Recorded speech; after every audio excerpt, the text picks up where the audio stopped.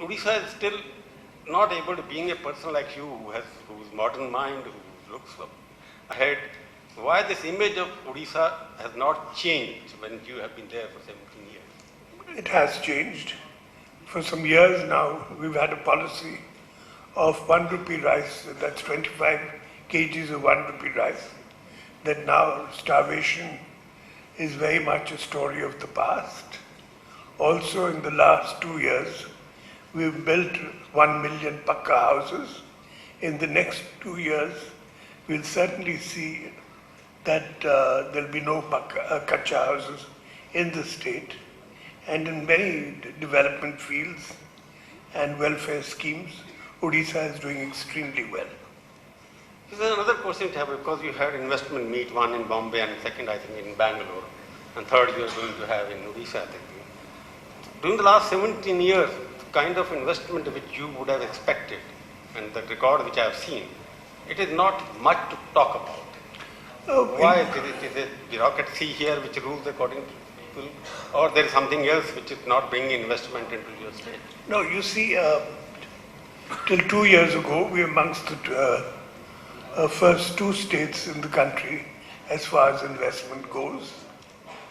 There have been certain failures like POSCO, but which is the biggest direct investment in the country, foreign direct investment in the country. But this is because the central government has changed its policy and cannot give them mines. But otherwise, a number of other projects have come up and are doing very well.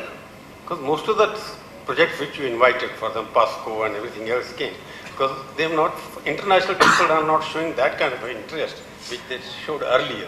Do you think it's a negative publicity, or it is bureaucracy, it is something else which is not, Odisha, such a beautiful state with such a beautiful coastline, is not becoming even a tourist center of India? That is because it's a global problem, and that global aspect, as far as industry, has to be kept in mind. Other thing, I think, because now as elections are coming near, suddenly I saw Mahanadi water dispute, you have raised the issue. After many, I never heard earlier Naveen Pattnaik raising that issue. Is there something to do with the panchayat elections, or suddenly you realize that you need water over there? No, the problem is that if the Chhattisgarh government was going to be building small barrages, that wouldn't be such a problem. But they have plans of building huge barrages, and they have a master plan in which water for most of the year will stop coming from the Mahanadi to Odisha. So naturally we're very concerned, and we're looking at all aspects, including the legal ones, of how to tackle this problem. We may probably have to go to the courts. You mean to say Mahanadi issue has nothing to do with panchayat elections? It's got nothing to do with panchayat elections. It's our concern for water, for irrigation, for power, drinking water.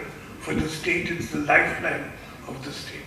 Another thing which everybody is talking about, Mr. Modi talks about most often, and you are the senior most chief minister in the country now, is cooperative federalism. That he believes in cooperative federalism. And I have not seen much that Naveen Pattnaik meeting Modi quite often. He has been there for 2.5 years. You may have met him 2.5 times, or even less than that. Do you think you get a feeling of cooperative federalism, or the way he's running, that no, he's independent running without consulting the states? Well, I don't think there is much cooperative federalism, because the center has cut off a very large amount of funds which the center used to give to the state for its schemes. So that is definitely a problem for us. But you mean to say that cooperative federalism, it is just a slogan for Modi, right? In reality, it is not. Well, I don't see it being operational, no. But you still supported on GST. Yes, Your party GST was the number one to support. on the whole is a good thing. Why not support that? So you'll get more money, you think, out of GST? Well, let's see. No, not sure. Your GST council, which is going to happen, your finance minister must have said something there. Well, I certainly hope he will.